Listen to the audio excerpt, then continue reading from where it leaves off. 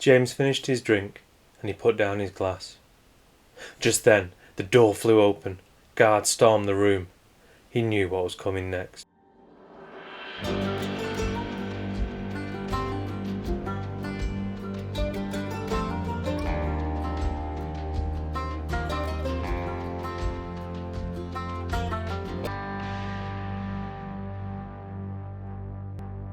Hello, and as you said you wanted more haunted pubs this week, I'll give you what you requested. I'll be talking to you about 3 more haunted pubs of Manchester.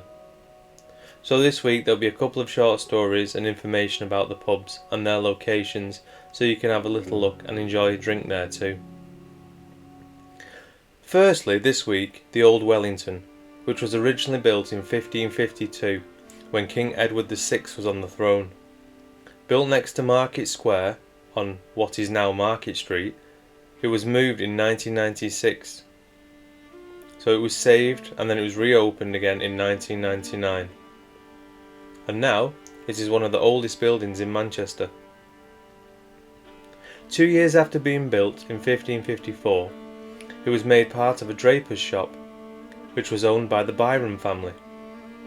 And it was also in this building in 1692 John Byron, the writer and inventor of an early form of shorthand, was born.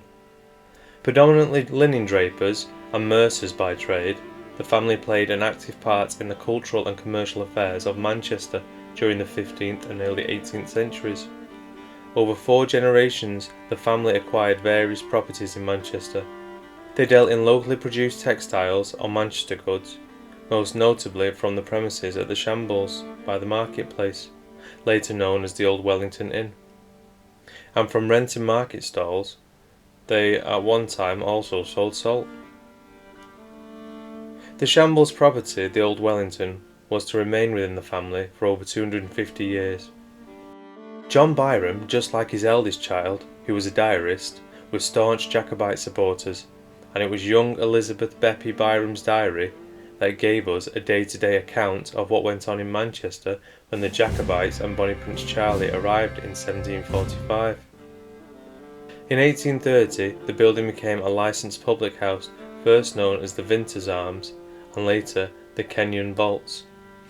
And in 1865, the ground floor had become the Wellington Inn, while the upper floors were used to make mathematical and optical instruments. It wasn't unusual for a pub or an inn to share the building with other kinds of business. Usually the cellars were leased out to undertakers, as the cold was ideal to store bodies.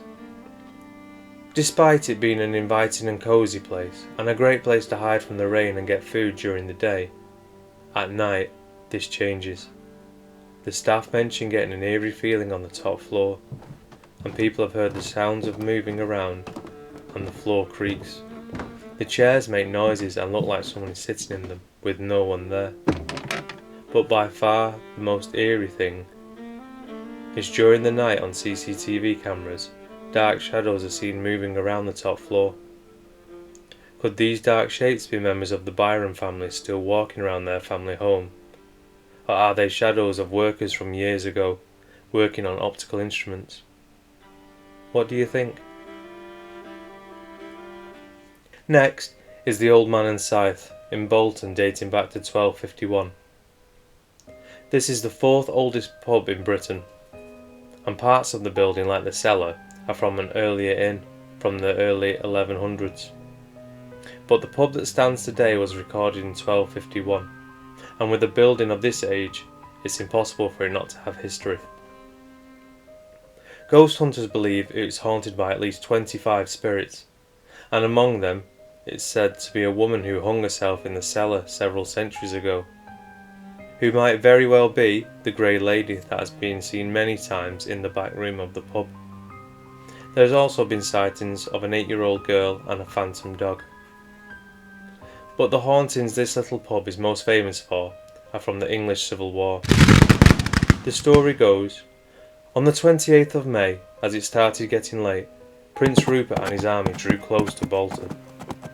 He sent Colonel Henry Tiller, his quartermaster general, with a regiment of cavalry and another of foot soldiers to take the town.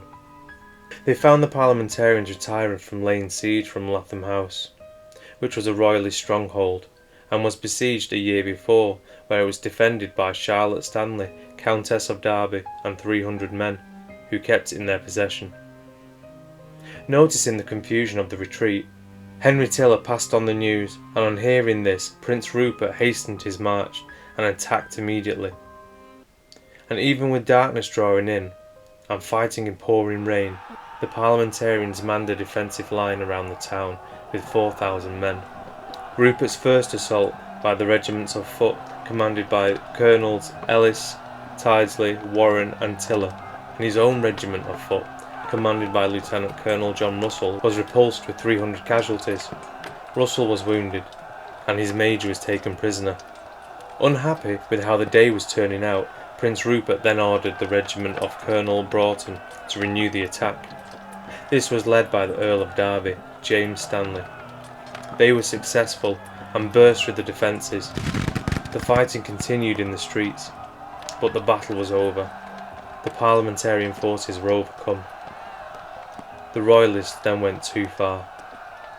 Up to 500 soldiers and civilians who were fleeing through the town centre, just outside the pub, were massacred in 1644. The parliamentarian commander, Colonel Alexander Rigby, escaped in the confusion, having learned the royalist password, and rode north to relay what had happened. But by the end of the war, in 1651, when the royalist cause was lost, the Earl of Derby, James Stanley, was held prisoner in the inn his family owned. After spending days pacing up and down the old wooden floorboards, listening to the hammering and sawing going on outside, he would occasionally stop at the window and watch the workmen busy constructing a large wooden frame just outside the inn. Then on the 14th of October, he heard a knock on the door below. He walked over to the window and he heard a man say, "Make him ready, it's time." James knew what that meant, and his heart sank. After having a restless night, James got dressed. Looking his best, he walked down the wooden stairs and sat with the landlord of the inn, and he would have his last meal together. At 3 p.m. on the 15th of October in 1651, soldiers burst through the door and marched him outside, where a big wooden platform had been constructed. James was walked up the steps and made to kneel in the centre, in front of a large silent crowd. Then he was beheaded. The chair he sat on is still in the pub, but was damaged in 1965 by the band The Who. But it is still on display in the pub, also with the image of the executioner's skull. And many people believe it is James Stanley that haunts the pub, breaking glasses behind the bar. And on Friday the 14th of February 2014, the pub's CCTV system recorded the outline of a person at the bar and a shadow moving round the room. You can find this footage also on YouTube. Voices are said to have been recorded, female and male, and one of an old man who says, "I'm a soldier." Lastly is Albert Schloss, Manchester city centre. Built on Peter Street in 1910 by Reverend Samuel Collier, a serious but kindly man, and with his new church he was now the head of the largest Methodist congregation in the world at the time. He designed, with the architect William James Morley, the neo-Gothic building that boasted a huge horseshoe-shaped upper hall, making it easy to preach to such a large congregation. The church has also a huge organ, the largest in Britain, and it still proudly stands in the hall. Albert Schloss used to be a nightclub, and before that was a former Methodist meeting hall, with the main church above upstairs, which remained empty since the Methodists left the church in 1969, and was renovated during 2012 to 2014. And it is now used as a music venue called the Albert Hall. The building managed to survive the Blitz, and services continued all through World War II. Some members of the church later stated that as the German planes flew overhead dropping their bombs, the sound of war was drowned away by playing the huge organ and singing.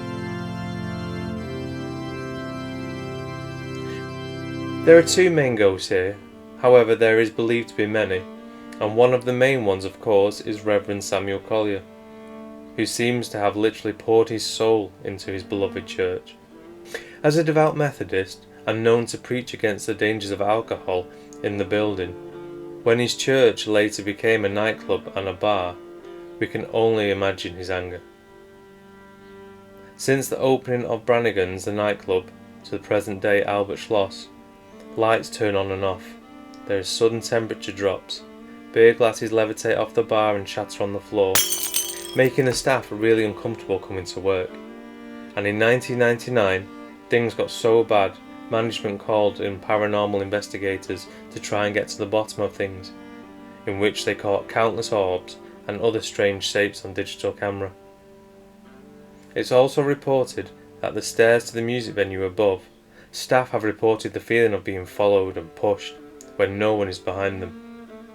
And in the kitchen, taps would turn on full force with no one there, just the glimpse of movement and the sounds of feet. The biggest concentration of ghostly activity is upstairs, with loud bangs and footsteps echoing in what was once the church, but is now the music venue. And the activity is so strong, it's been classed as a poltergeist. A poltergeist comes from the German word meaning noisy ghost, and poltergeists are classed as the only ghosts that can move things and cause harm to people, and have been recorded in the UK since the 12th century. And it's said the ghost of Reverend Samuel Collier and two other unknown male clergymen do their best to keep this malevolent spirit inside his tower, as this dark spirit is a murderer. With this being a church, there was always children around, but up in the tower, a tall slim man with narrow eyes and a short moustache spent most of his time, a projectionist by trade, known as Godfrey Parks. He stored his equipment there. He was known as an aggressive and possessive man, and rumoured to have already killed a man. He stayed mostly to himself in the shadows. But one day, Eleanor, a girl of 5 years old, was playing alone in front of the giant horseshoe balcony, when she noticed someone was behind her. It is unknown if the man felt slighted by something the child said, or he was just plain evil, but he reached out a hand to the young girl's shoulder, and he pushed her over the rail and off the balcony. She fell to her death on the wooden floor below. Small footsteps can still be heard, and it's said her screams can still be heard on occasion. This is believed that she screams when she comes across the ghost of her murderer when roaming the building. Like the rest of the building, the tower is still intact and accessible, but not many people dare to enter this area, and it's just left to the poltergeist, Godfrey Parks.